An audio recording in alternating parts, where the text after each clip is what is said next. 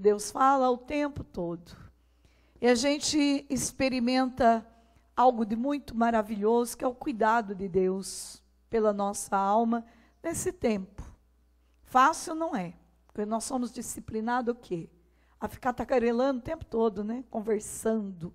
E quando nos para, eu sempre digo, no final do retiro de silêncio, sempre pergunto quem conseguiu ser fiel. Quem já fez retiro de silêncio sabe. Às vezes 1% foram fiéis. Para você ver como nós vivemos num mundo de muita conversa. A gente tem vontade de conversar. E por isso, a gente não consegue ficar quieto. Às vezes um dia consegue. Mas 5 dias é difícil. E a gente sempre diz, é um treinamento, né? Para você ficar em silêncio e aproveitar o silêncio é um treinamento. Você tem que fazer vários para atingir a maturidade espiritual. E na vida é tudo assim, né? A gente vai atingindo uma maturidade espiritual e é uma via maravilhosa. Eu trouxe alguns livros para vocês que eu não vou ter tempo de falar, mas eu quero que vocês leiam.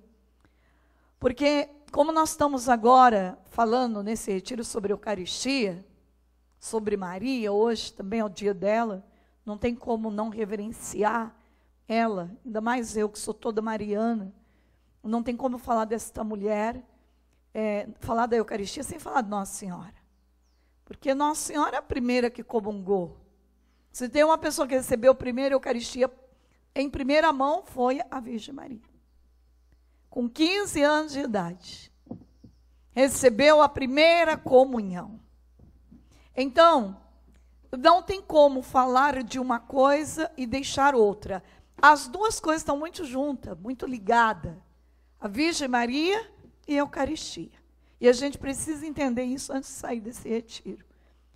E por isso, a Nadinha, da Pequena Árabe, eu sou apaixonada pela história da Irmã Maria de Jesus Crucificado, que é este o nome dela. E por isso eu acho que todo mundo deveria conhecer a história desta santa. Porque, principalmente, se você vai para Israel e você chega até Belém, você precisa ir até a casa das Carmelitas, que ela é uma santa carmelita, e conhecer a casa de Irmã Maria de Jesus Crucificado. A gente precisa ler a história dessa santa para reclamar menos. Porque a gente ainda reclama muito de uma vida muito boa. Você sabe que esta semana eu tenho pedido muito para o Espírito Santo a sensibilidade nas pequenas coisas, experimentar Deus. Todos os dias. Senhor, não deixa passar despercebido teus pequenos momentos de amor que o Senhor manifesta através de pequenas coisas. E eu quero muito experimentar Deus nas pequenas coisas. Porque às vezes a gente espera tanto as coisas grandes e a gente se perde.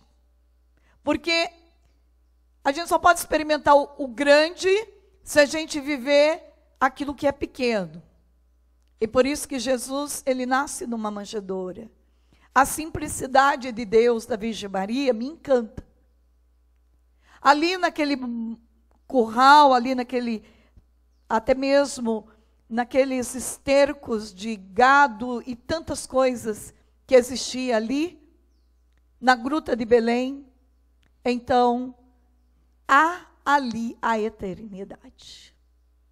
E se a gente perde de vista que Deus se manifesta no cotidiano da nossa vida, no teu trabalho, você vai voltar para casa, Deus está o tempo todo manifestando a presença dele, quando você está lavando louça, quando você está limpando a casa. Porque Deus nos visita na hora que Ele quer, no trânsito. Então, se eu vou perdendo a graça de fazer a experiência de Deus no cotidiano da minha vida, então eu perco a beleza maior do que é o céu. E às vezes Deus está naquele marido, que eu já não aguento mais carregar ele nas minhas orações. Você já parou para pensar o treinamento que Deus está fazendo em você rezar por este homem? Deus está treinando você para o céu. Enquanto você reza pela conversão dele, quem está convertendo é você. E às vezes a gente perde a dimensão, né? Se o milagre não aconteceu na vida daquele homem, é porque talvez eu não me converti ainda. E por isso que nós estamos trabalhando Eclesiástico, a conversão do nosso coração. Se vocês veem a meditação que eu faço todo dia no YouTube. Porque a gente precisa se converter. E na hora que a gente pede a nossa conversão, fica mais fácil para entender o tempo da conversão do outro. A gente adquire uma paciência maior que não é nossa, é do Espírito Santo, é de Deus. Então eu tenho pedido muito isso para Deus. E olha só, Deus me fez viver uma experiência do amor dele na hora que fui dormir. Eu amo arrumar minha cama, lavar meus cobertores, lavar meus lençóis. Eu gosto de sentir cheiro. O cheiro dos cobertores, quando eu vou dormir, é uma coisa assim. Por isso que eu gosto muito para os Estados Unidos, porque lá tudo é cheiroso, né? Eu amo coisas cheirosas. Nos Estados Unidos, o banheiro é cheiroso. As camas, não sei, tem uma coisa diferente naqueles Estados Unidos. Tudo cheira, tudo é maravilhoso. O cheiro daquele lugar é maravilhoso. Então, é uma forma que eu experimento muito a bondade de Deus, porque é maravilhoso deitar numa cama cheirosa, limpinha, num quarto organizado e dormir. A gente dorme melhor, a gente acorda melhor, e a gente não para pensar que a gente vai passar boa parte do nosso tempo ali, naquela cama, né? Dormindo. Então a gente precisa preparar um ambiente onde os anjos se sintam prazer em ficar. Né? Os anjos vão ficar ali cuidando da gente, principalmente nosso anjo da guarda, a noite inteira. E estava muito frio essa semana, teve um dia que estava muito frio, chovendo. Eu cheguei de Curitiba, mas um frio. E eu falei assim, eu fui deitar, né? Minhas cobertas cheirosas, meus travesseiros. E eu olhei assim, experimentei o amor de Deus. Eu chorei de tanto que eu experimentei o amor de Deus, que naquela hora Deus me fez ir lá na rua, onde tinha um mendigo, um pobre, que não tinha um cobertor. Alguns talvez morrendo de frio. Eu falei, eu não posso ser ingrata com Deus. Eu tenho tudo. Meus irmãos agora estão sofrendo. E não tem nada. Talvez nem o que comer. E naquela hora eu experimentei a grandiosidade do amor de Deus. Eu tenho blusa de frio, eu tenho comida, eu tenho uma casa, eu tenho um quarto, eu tenho uma água quente para tomar banho. Sabe, essas coisas às vezes passam despercebido. A gente fica tão presa naquilo que não deu certo, que a gente esquece de render gratidão a Deus por aquilo que já dá certo todo dia. Se a gente parasse para agradecer a Deus porque a gente respira. Essa semana o Padre Wilton teve uma experiência de não conseguir respirar. E ele viveu a experiência de quem está entubado. Ele falou, a coisa mais horrível do mundo, morrer sem conseguir respirar. A gente precisa, de novo, rezar para quê? Para ter sensibilidade das coisas que está acontecendo, principalmente com o outro. Ontem, mais um terremoto no Haiti. Mais um terremoto que mata 305 pessoas, pelo menos até ontem. E uma destruição. Vocês sabem que há poucos anos atrás já teve também um terremoto. E houve milhões de pessoas mortas. Houve uma destruição naquele lugar. E antes de dormir, quando eu vi essa cena, não tinha como eu dormir sem não rezar. Por aqueles que estavam sofrendo agora, sem um teto, sem uma casa, ou que perdeu algum ente querido, ou muitos desaparecidos que ainda não encontraram. A gente precisa crescer muito nessa sensibilidade, de chegar até o outro, e muitas vezes, eu não posso chegar até o outro com cobertor, eu não posso chegar até o outro, talvez com uma blusa de frio, Eu não posso chegar até o Haiti e levar talvez um conforto humano ou físico, mas eu posso levar espiritual. Eu posso fazer com que a minha oração, Deus possa mover outras pessoas que têm condições de chegar até aquelas pessoas e doar, por exemplo, um cobertor ou uma blusa de frio. Pela minha oração, eu posso sensibilizar alguém de chegar até o outro que precisa de um colo, de uma ajuda, de uma palavra amiga. Então, o tempo inteiro nós podemos ajudar alguém. Ninguém é tão pobre que não tenha algo a oferecer. Se eu não posso dar do meu dinheiro, eu posso dar do meu tempo, da minha oração. Eu posso servir com generosidade. E por isso a Nadinha é uma mulher que descobriu que ela era nada diante do tudo que é Deus. Ela quis esse nome, Nadinha. Eu sou nada diante do tudo que é o meu Senhor. Olha que coisa mais forte. A experiência desta mulher é uma experiência que eu digo para você, ela combateu Satanás frente a frente. O demônio fez de tudo para roubar a alma desta menina. E ela morreu jovem. Ela morreu nova. Quando ela teve as chagas também, ela teve a graça e a honra de Deus de ter as chagas. Quando numa das minhas viagens de peregrinação, eu tive a graça de ir na casa da Nadinha, no Carmelo, lá em Belém. E quando eu entrei lá, Deus, por obra do Espírito Santo, porque diz o Padre Dudu que a gente não escolhe o santo, mas o santo que nos escolhe, quando ele quer que a gente seja realmente devota dele. Então, eu tive a graça de conhecer a madre daquela casa. E a madre, por obra do Espírito Santo também, foi lá dentro e pegou uma relíquia do sangue dela, do estigma dela, e trouxe e me deu de presente. Então eu tenho a relíquia dela de 1º grau, que é o sangue, um pouquinho do sangue das suas chagas. Gente, um dia estávamos rezando com essa relíquia nos Estados Unidos, e aquela sala, e isso não é a primeira vez, tem várias vezes que isso aconteceu. Aquela sala ficou com cheiro de rosas e não tinha uma rosa. E todo mundo sentiu o cheiro. O que é isso? Isso é a graça de Deus. Uma menina que se entregou totalmente nas mãos de Deus, que desejou ardentemente o céu, que desejou ardentemente não desagradar a Deus em nada. E pensa que a vida dessa menina foi fácil, gente? Começa já com a história dos pais. E por isso que eu rezo muito com ela pelas mulheres que querem engravidar. E como tem dado certo. Os pais dela não conseguiam ficar, a mãe não conseguia engravidar. Eles decidiram fazer uma viagem de peregrinação e até Belém, aonde Jesus nasceu.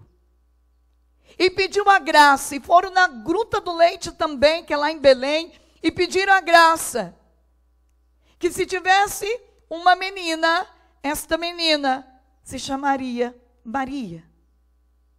E eles receberam o presente de Deus. Mas Deus, ele faz assim com os santos, né? Ela ficou órfã de pai e mãe muito cedo. E por isso essa menina já tinha atitude com 10 anos. Atitude de santa. Já desejava ardentemente fazer a caridade para os pobres. Ela se torna santa da igreja. E uma santa que tinha sonho. Tipo, Deus revelava para ela, olha, eu estou te dando um benfeitor que vai ajudar a construir o convento. dava o número do telefone, o nome da pessoa em sonho. Por isso que a gente tem que dar atenção aos sonhos. Deus fala assim conosco em sonhos. Veja o grau de intimidade da irmã Maria de Jesus crucificado com Deus.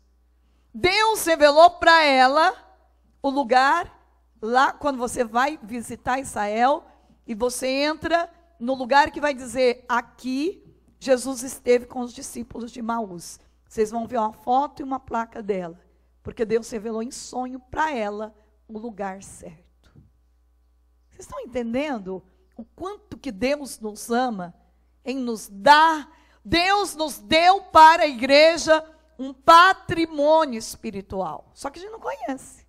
A gente não estuda a vida dos santos, dos patriarcas da igreja. E quanto mais a gente vai estudando, a gente vai entendendo a Virgem Maria e a Eucaristia.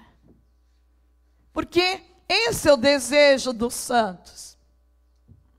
E aqui, ela tem uma experiência de Nossa Senhora profunda. Nossa Senhora, vestida de azul, ela vai morar na casa dos parentes, ela é assediada, ela não cede a vida por nada, e aquela pessoa má manda então, coloca ela dentro de uma caverna, de um buraco, mas corta o pescoço dela. E dentro daquela caverna, ela fica fechada por dias. E quem aparece vestida de azul? A Virgem Maria. E Deus devolve para ela, ela fica só com a cicatriz do pescoço, para mostrar que o milagre aconteceu. Quem pode fazer isso? Só Deus. E por isso que o demônio odiava essa menina. Porque se tem uma coisa que o demônio odeia, é a castidade. Ela não cedeu a vida dela por nada. Nós estamos fazendo a preparação de São José.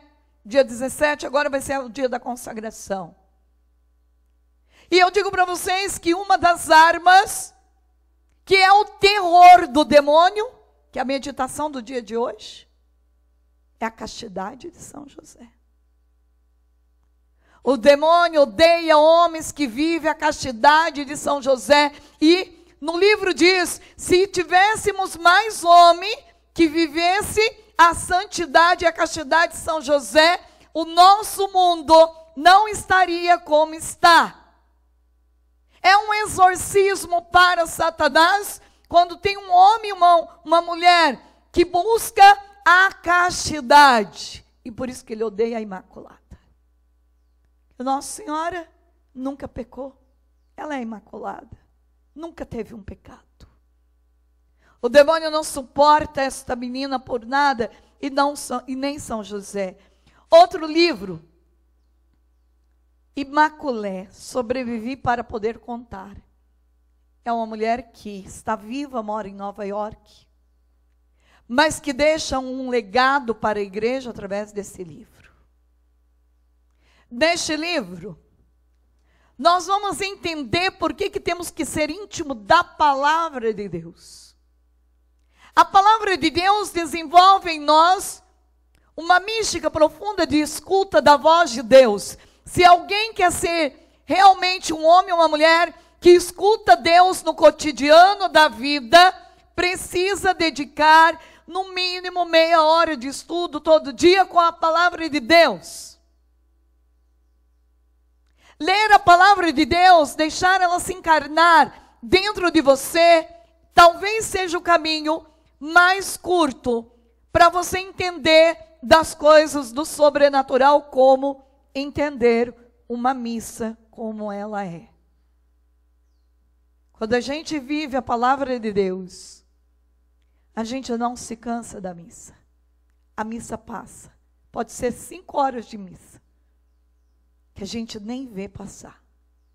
Porque a nossa alma, ela fica embriagada do poder de Deus. Então, quando eu busco uma intimidade com a palavra, eu rezo a palavra. É o que acontece aqui.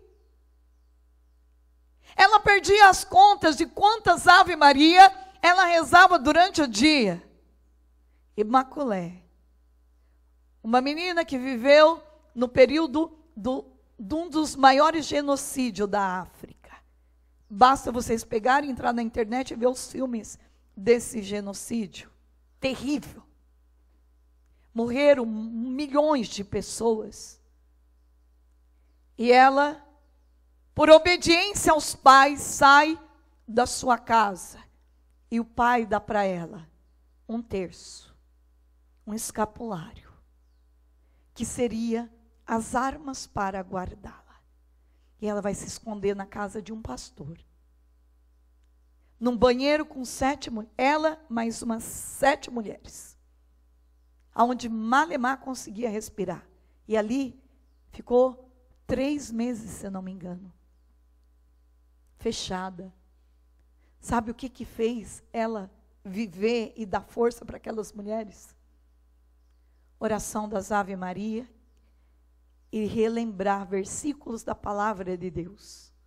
Era o alimento dela. Ela diz que aqueles dias de banheiro se tornou um pedaço do céu. Poderia ser talvez o maior calvário da vida dela. Mas ela desenvolveu uma mística profunda de escuta de Deus. Todos da família dela morreu. Inclusive um irmão que estava estudando para ser padre. Da forma mais estúpida do mundo. Aqui Deus mostra para ela uma arma que o inimigo usa muito para roubar a nossa fé, a nossa paz e a nossa intimidade com Deus. Falta de perdão. Chegou um momento que ela começou a ver todos da família mortos, com exceção de um irmão que morava em outro lugar. E ela começou a sentir, naquela hora, uma mágoa, um ressentimento por aqueles que matavam sua família. E o demônio apareceu e falou para ela: você acha que a tua oração é escutada por Deus? O perdão bloqueia a tua aliança com Deus. Aliás, a falta de perdão bloqueia a tua aliança com Deus. A gente vive ressentido, magoado, qualquer coisa na nossa vida, a gente não é capaz de rezar e doar o perdão. Somos pessoas que não aguentamos, às vezes, uma calúnia. Ficamos com ódio, ressentido. E esquecemos que existe um lugar maravilhoso da misericórdia de Deus para arrancar tudo isso, que é o sacramento da confissão. Eu não posso ir para a mesa do altar com a falta de perdão. A própria palavra diz, se você estiver na fila para fazer um ofertório na missa e lembrar que tem um ressentimento, uma mágoa com alguém, deixa tudo e vai lá reconciliar com o outro. Então, eu preciso entender a palavra. A palavra de João, capítulo 6, diz para mim, no versículo 52, a estas palavras os judeus começaram a discutir dizendo: como pode esse homem dar-nos de comer a sua carne? Então Jesus lhe disse: em verdade vos digo, se não comerdes a carne do Filho do Homem e não beberdes o seu sangue, não tereis a vida em vós mesmos. Quem come a minha carne e bebe o meu sangue tem a vida eterna, e eu ressuscitarei no último dia. Porque a minha carne é verdadeiramente uma comida, e o meu sangue é verdadeiramente uma bebida, e quem come a minha carne e bebe o meu sangue permanece em mim, e eu nele. Olha, esta palavra, ela deveria ter um quadro enorme na nossa casa. Sabe por quê? A gente perde missa por pouca coisa. Se está chovendo muito, a gente perde missa. Se tem uma visita em casa, a gente perde missa. A gente não tem a dimensão e talvez a gente só vai ter essa dimensão quando a gente morrer, das missas em vida que nós tivemos a oportunidade de ir e não fomos, ou que não desejamos, ou que não nos esforçamos para poder chegar até lá. E a palavra de Deus aqui não está dizendo, se você for à missa comungar o corpo e o sangue de Jesus, um dia você vai ter a vida eterna. Não é isso. A palavra é no presente. Tem a vida eterna aqui e agora. Por que muitos não vivem essa vida eterna? Por que muitos não vivem essa dimensão de fé? Está lá. No livro de Coríntios, nós temos a resposta, porque muitos não vivem essa experiência profunda do amor de Deus. A gente precisa entender a palavra de Deus, que está o tempo inteiro nos orientando. No capítulo, 1 Coríntios, capítulo 11, versículo 23. Eu recebi do Senhor o que vos transmiti, que o Senhor Jesus, na noite em que foi traído, tomou o pão e depois de ter dado graças, partiu e disse: isto é o meu corpo que é entregue por vós. Fazei isso em memória de mim. Do mesmo modo, depois de haver ceado, tomou também o cálice, dizendo: este cálice é a nova aliança no meu sangue. Todas as vezes que o beberdes, fazei-o em memória de mim. Assim, todas as vezes que comeis desse pão e bebeis deste cálice, lembrais a morte do Senhor até que venha. Portanto, todo aquele que comer o pão e beber o cálice do Senhor, alguém está com a palavra aí? Leiam alto. Indignamente será culpável do corpo e do sangue do Senhor. Que cada um se examine a si mesmo, e assim coma deste pão e bebe deste cálice. Aquele que come e bebe sem distinguir, tem que iscar isso, sem distinguir o corpo do Senhor, come e bebe a sua própria condenação. Esta é a razão porque entre vós há muitos adoentados e fracos, e muitos mortos. Palavra do Senhor. Está aqui. A gente comunga o corpo do Senhor e bebe do seu sangue de forma indigna. E eu digo para vocês que não precisa muito, não. Eu até tenho colocado no meu planejamento um exame de consciência. Porque às vezes a gente não sabe o que é pecado de verdade. Por exemplo, não ir na missa no domingo, ou no sábado à noite. É um pecado de matéria gravíssima. Gravíssima. Se você não foi na missa porque estava doente, ou viajando, ou foi impossibilitado, é matéria grave, está no catecismo. Você não pode nem comungar na semana seguinte sem confessar. Qualquer pecado que eu qualquer pecado que eu violar nos 10 mandamentos, por exemplo, honrar pai e mãe, é um mandamento. Se eu não honrar, eu não posso nem comungar. Vocês estão entendendo como que é grave a coisa? E honrar, diz Eclesiástico, no capítulo 3, ou no capítulo 4, acho que é 3. Diz que quando a gente irrita a mãe, a gente já é amaldiçoado por Deus. Só de irritar a mãe. Aquele que não tem paciência com seu pai na velhice, não tem vida longa. Olha que coisa séria isso.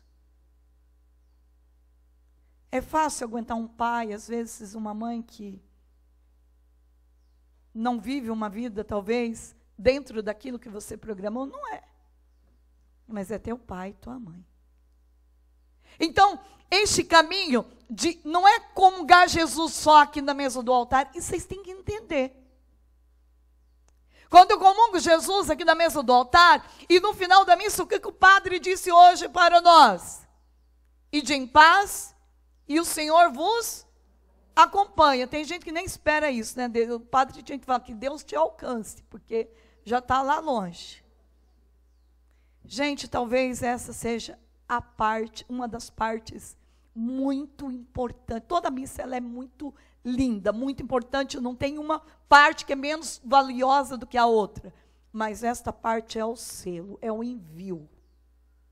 Deus está pelas mãos do sacerdote te enviando para quê? A missa não terminou aqui, meus filhos, nessa bênção. A missa continua agora. Você vai continuar esta missa praticando o ato de perdão que está nela, com a tua família, com os teus amigos, no teu trabalho. Você vai continuar fazendo o teu ofertório, a tua entrega no dia a dia, do teu cotidiano, da tua vida, do teu trabalho. Você vai continuar meditando a palavra todo dia. Você vai continuar fazendo a tua comunhão espiritual, como ensina o livro de Santo Afonso Maria de Ligório, que eu tive a graça de gravar os 31 dias, para que a pessoa fosse lá no sacrário, pelo menos escutasse esta visita de tão linda que é. A missa não termina com a bênção. Eu me preparo, eu vou continuar a missa. A missa vai continuar acontecendo, toda ela dentro de mim, agora com exercício concreto. Vocês estão entendendo que eu posso comungar de Jesus o tempo inteiro? O dia inteiro. Por isso, quando eu vou para outra missa, eu estou mais preparado ainda para entrar dentro desse mistério que é o altar. Mas enquanto eu não chego lá para adorar Jesus que está neste altar, eu posso, como dizia um santo, adorar Cristo no altar da vida do outro, fazer reverência ao Cristo no altar da vida do outro. Dizia um santo, adorar Jesus no altar da Eucaristia é muito mais fácil. O difícil é adorar Jesus no altar da vida do irmão. Deus vai treinar, para que a minha comunhão seja uma comunhão perfeita como desta menina. Esta menina vive uma vida profunda, ao ponto que quando ela sai daquele lugar, ela tem que passar no meio de todos os bandidos, e ela diz, quando ela passava no meio deles, eles ficavam como múmias, paralisados com as suas armas. E ela tinha uma única arma para atravessar todos eles, que era esta arma. Uma arma muito simples. A arma do Santo Rosário. Esta pequena arma. Mas só carregar esse terço ia fazer a diferença? Não. O que fez a diferença foi aqueles 3 meses e a vida toda de oração. A gente vai rezando, vai rezando, vai rezando. E a gente vê que na hora de um desafio, faz toda a diferença esta vida de oração. Deus usa daquela oração para nos livrar de uma ação do mal. Então, a nossa vida é uma vida de oração. E aí tem este livro do Fultan, que eu sou apaixonado pelos livros dele, O Calvário e a Missa. Queria ter tido tempo de falar esse livro inteiro para vocês, porque não tem uma palavra aqui que não há riqueza. Mas se você quer entender um pouquinho mais de missa, leia este livro. O Calvário e a Missa, é da editora Quadrante. Meus amados, não tem como a gente fazer uma experiência profunda se a gente não fazer também uma avaliação da nossa vida. Tem gente que chega para mim e fala, irmã, eu vou na missa todo dia, rezo o terço, nada muda. Eu sempre digo, procura descobrir aonde está a brecha.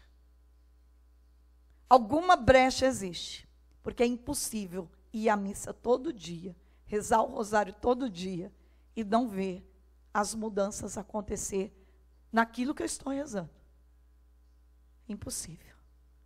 Porque a missa, se tem uma oração forte que vocês podem fazer sem medo de exorcismo, que liberta, que expulsa Satanás para longe, se chama missa. A missa por autoridade. Ela faz tudo. Quando uma pessoa diz para mim, irmã Zélia, eu não estou conseguindo rezar, eu só vou à missa todo dia. Eu falei, nossa senhora. Na missa você faz todas as orações. De louvor, de entrega, da palavra, escuta Deus, do silêncio na hora que recebe a Eucaristia. Se você só vai à missa, então você fez tudo. Vocês estão entendendo, gente, o quanto que nós perdemos de tempo porque a gente não se esforça para ir para a missa? Eu louvo a Deus porque eu não comecei a ter esse amor pela missa depois que eu entrei na Copiosa. O que me atraiu na Copiosa foi a adoração e a missa, porque eu já tinha essa vivência lá fora. Eu louvo a Deus, porque quando a Clícia faleceu agora, vocês sabem que foi uma dor muito profunda do meu coração, porque em 13 dias a Covid ela levou. Só que o que mais me conforta é que foram 35 anos de amizade vivida no sacrário e aos pés de Nossa Senhora. A Clícia é a apóstola da Eucaristia. No tempo da pandemia, foi a única que ia até em 3 missas tocar nas lives com os padres. E quando ela pegou Covid e estava indo para o hospital, a preocupação dela é porque ela não ia poder ir na missa, dentro do hospital. A última missa dela foi com o padre Reginaldo, lá em Curitiba. Ela me deixou quase louca para poder chegar naquela missa, porque ela não podia perder a missa. Eu nunca vi uma mulher desejar tanto tocar para Jesus em missa como a Clícia. Se tem uma pessoa que tocava com a alma, que cantava com a alma, era a Clícia. Porque ela tinha dentro desta alma um único Senhor e Rei, que era Jesus. E no dia da morte dela, eu digo para vocês, foi muito difícil para mim, porque o amor, a gente experimenta quando se separa, é algo muito, muito difícil. Mas ao mesmo tempo havia uma alegria também, de saber que aquilo que ela tanto sonhou, ela já estava fazendo no céu, porque eu não tenho dúvida que ela foi direto para o céu. Nenhuma. Se tem uma pessoa que eu tenho certeza que entrou no céu direto, foi a Clícia, porque a alma dela era muito pura. Mas ela irradiava uma alegria que contagiava a todos. Era impressionante como a gente tinha comunhão espiritual. Quantas noites na faculdade, a gente fazia farmácia e bioquímica juntas. Quantas noites nós passamos a noite inteira fazendo vigília, saía da vigília direto para a aula, fazer prova.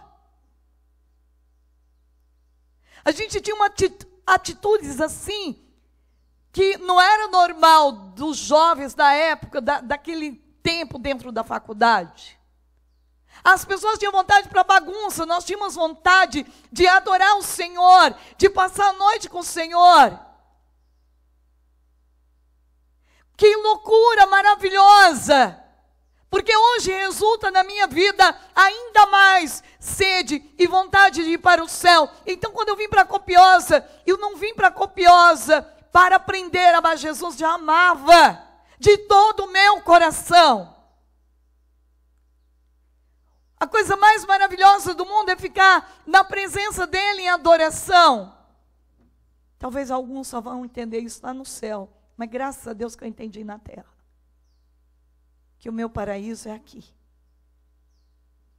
Gente, diz os santos que nós vamos se arrepender profundamente pelas missas que nós tivemos a oportunidade em vida e não fomos. Demos prioridade a todas as coisas da nossa vida, menos a Jesus. Sabendo que com Jesus a gente vence tudo mais fácil. Então, eu preciso entender que enquanto eu estou na terra, se eu quero viver o céu, não tem outra forma mais forte do que a Eucaristia. E quem que me leva para a Eucaristia? É a Virgem Maria. É ela. Eu acho muito difícil alguém que reza o rosário todo dia e não gosta de missa. Muito difícil. Porque a primeira coisa que Nossa Senhora fez na minha vida foi me atrair para o filho dela. Me ensinar a amar Jesus como ela ama. Me ensinar a ter saudade do filho dela. E graças a Deus que eu não fico um dia sem missa. Nem um dia. E o dia que eu posso ir em 2, 3, eu vou. Porque eu quero viver isso intensamente na terra, para continuar vivendo no céu. E não adianta dizer para mim, ai irmã, eu rezo todas as orações da face da terra, não preciso de missa. Não. Então você não reza direito. Porque se você reza todas as orações, você vai chegar a uma única conclusão, que você só precisa ser fiel à missa, aos sacramentos, à igreja.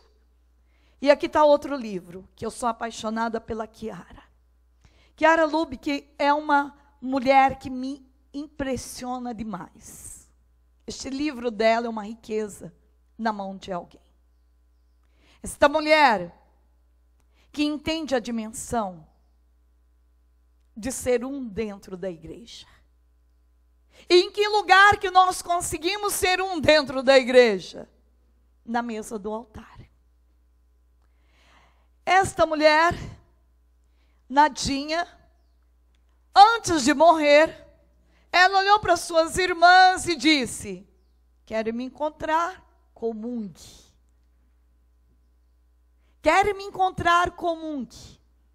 Porque aqui na mesa do altar é o único lugar da face da terra que você pode encontrar com quem já morreu.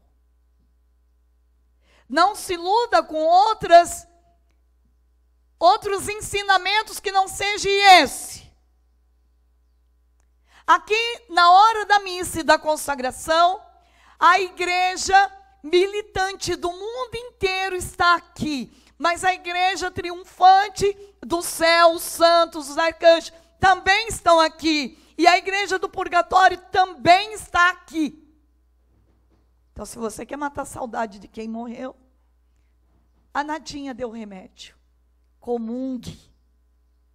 Comungando da Eucaristia, você está comungando do paraíso, do céu. Porque Deus não é mentiroso quando Ele diz, quem come a minha carne e bebe do meu sangue, tem a vida eterna. Significa que eu vou fazer experiência profunda do que é o céu, do que é o paraíso. E por isso esta homilia do Padre Luiz César hoje, maravilhosa, sobre a Assunção de Nossa Senhora. Porque uma mulher que viveu esta comunhão perfeita, ela ensinou para nós que quem comunga Jesus já vive o paraíso antecipado, vive a experiência mais profunda de um Deus todo-poderoso, esta mística, esse sobrenatural. E por isso, quando nós vivemos esta experiência de fé profunda, e por isso que termina dizendo o quê? Esse é o mistério da fé. Nós não temos medo de nada mais, gente. De nada mais. Porque uma pessoa que vive o céu aqui na terra, ela só vai continuar vivendo o céu na outra dimensão. Como diz a Ana Carolina, a filha da Cris, eu quero até ler para vocês, porque eu achei tão profundo o que ela escreveu. Essa semana ela mandou para mim essa mensagem de Santo Agostinho. A Ana Carolina é a mãe dela em tudo. Alegre, brincalhona, toca, canta, como a mãe. E ela mandou essa mensagem para mim. Eu falei assim, que bonito ver uma menina jovem, tão nova como a Ana Carolina, e com uma dimensão de fé tão profunda. Ela disse assim, ela mandou essa mensagem, a morte não é nada. Santo Agostinho. A morte não é nada. Eu somente passei para o outro lado do caminho. Eu sou eu, vocês são vocês. Eu continuarei sendo me deem o nome que vocês sempre me deram. Falem comigo como vocês sempre fizeram. Vocês continuam vivendo no mundo das criaturas. E eu estou vivendo no mundo do Criador. Não utilize um tom solene ou triste. Continuem a rir daquilo que nos fazia rir juntos.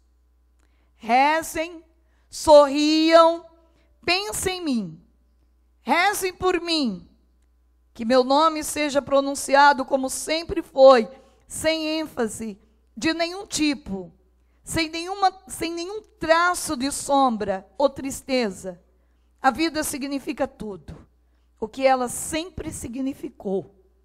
O fio não foi cortado, porque eu estaria fora de seus pensamentos agora, que estou apenas fora de suas vistas. Eu não estou longe, apenas estou do outro lado do caminho. Você que aí ficou, siga em frente. A vida continua linda e bela, como sempre foi. Santo Agostinho. Quando a gente entende que o outro não morre, mas a gente tem o perfume do amor dele instalado o tempo inteiro dentro de nós, nós celebramos a alegria com ele. É diferente. Uma pessoa que vive Jesus Eucarístico todos os dias, diante de um desafio, de uma morte, ela faz um caminho diferente. Eu nunca esqueço da minha irmã, eu sempre digo isso para ela, Fátima, que nós tivemos todo um caminho com o filho dela, o Luan Felipe, de 3 anos e 8 meses, que caiu na piscina e Deus o levou para o céu.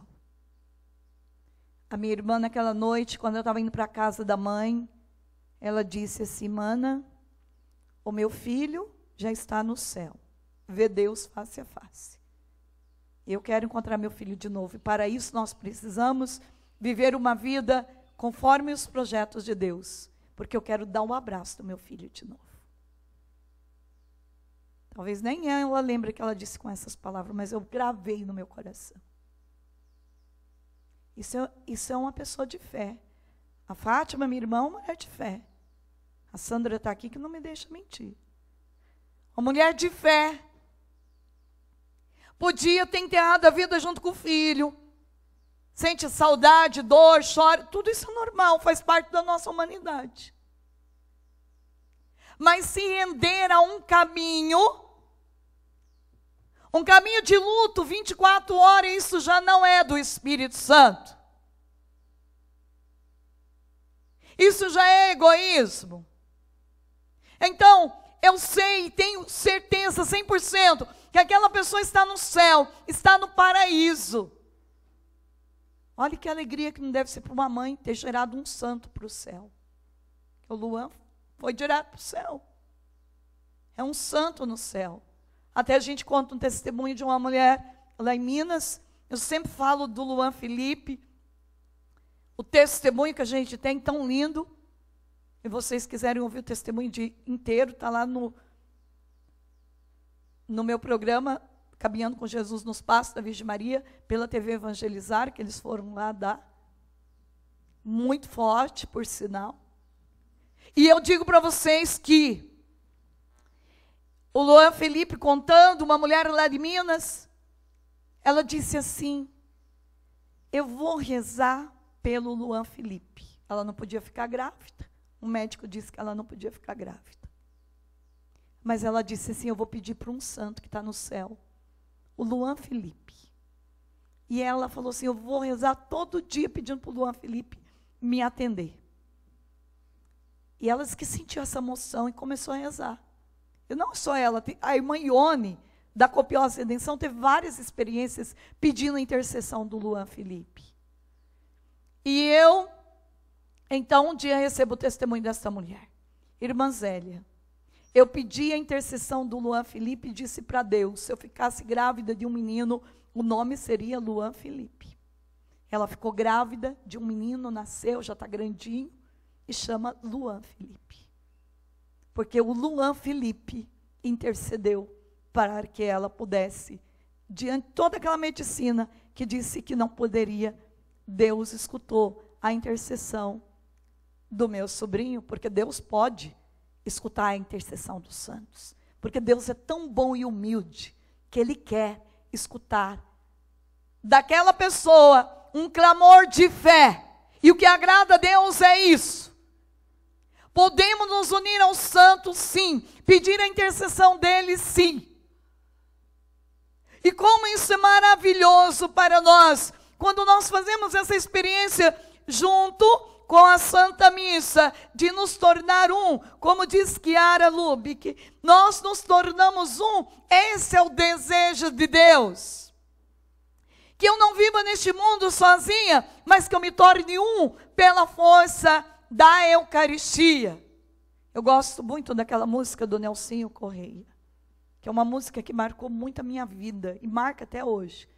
Eu não quero só dizer amém. Preciso mostrar para o mundo que eu creio. Eu não quero só dizer muito obrigado. Minha vida tem que ser um grande louvor. Deus é Deus, e eu devo ser adorador.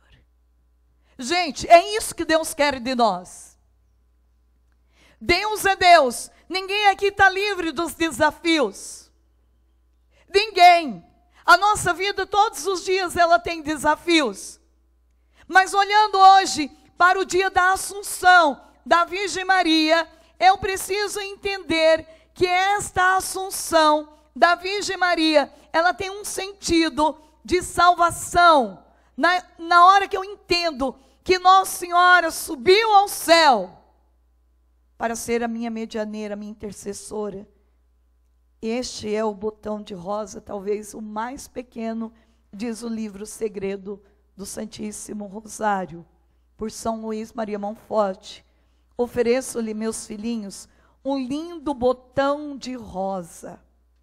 Ele é um dos grãozinhos de seu terço, que lhes parece tão insignificante, como esse grão é precioso. Ó, como esse botão é admirável. Ó, como ele desabrochará se vocês recitarem devotamente sua Ave Maria. Seria muito aconselhar-lhes um rosário diário. Todos os dias recitem ao menos seu terço, que é um pequeno diadema de rosas que vocês colocam sobre a cabeça de Jesus e de Maria. Confia em mim. Ouça essa bela história e guarda-a bem. Duas menininhas estavam na porta de casa rezando o terço devotamente. Uma senhora surgiu para elas. Aproximou-se da mais jovem, que tinha apenas 7 anos. Tomando-a pela mão e levando-a, sua irmã mais velha, completamente assustada, saiu à sua procura e, não tendo podido encontrá-la, voltou para casa chorando, dizendo que tinham levado a sua irmã.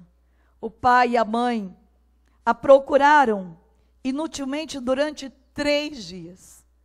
No fim do 3º dia, eles encontraram na porta da casa com o rosto alegre e feliz. E eles lhe perguntaram de onde ela estava vindo. E ela disse que a senhora para quem ela recitava seu rosário tinha levado para um lugar lindo, que ela tinha lhe dado coisas suculentas para comer e colocado em seus braços um lindo bebezinho que ela beijou muito. O pai e a mãe, que eram recém-convertidos, chamaram o reverendo padre jesuíta que os tinha instruído na fé e na devoção do rosário, e eles lhe contaram o que tinha acontecido. Foi dele que ficamos sabendo dessa história. Isto ocorreu no Paraguai. Imitem, meus filhinhos, minhas filhinhas, e rezem seu terço todos os dias com elas, e por isso vocês irão para o paraíso ver Jesus e Maria, se não durante a vida, ao menos após a morte, durante a eternidade. Amém. Logo pelo Santo Rosário, que os sábios e os ignorantes, que os justos e os pecadores, que os grandes e os pequenos louvam e saudam dia e noite Jesus e Maria. Que coisa mais linda. Está aqui. 2 vias, diz o Papa João Paulo II, que eu posso voar mais alto para o paraíso. 2 asas que eu posso voar mais alto para o paraíso. A Eucaristia e Nossa Senhora. A gente só precisa usar as duas armas, com fidelidade. Não é de vez em quando, é todos os dias. Eu tenho a garantia das duas coisas do céu. Porque Nossa Senhora não é mentirosa. Ela diz que quem rezar o rosário todo dia vai direto para o céu. E a missa? A missa é outro caminho. A minha pequena via para chegar no céu. O meu pequeno elevador, dizia Santa Teresinha, é a Eucaristia. Dizia Carla Acutis, é a estrada mais acertada e curta. É a via que eu posso ir mais rápido para o céu. Veja o nosso testemunho do Carla Acutis. Um jovem, louco por Maria e pela Eucaristia. Gastou, 15 anos da sua vida rezando, vivendo ardentemente a presença do paraíso dentro dele. Por isso chegou a hora da morte, ele não teve medo. Ele já conhecia o céu. Quem conhece o céu não tem medo de voar rápido para a eternidade.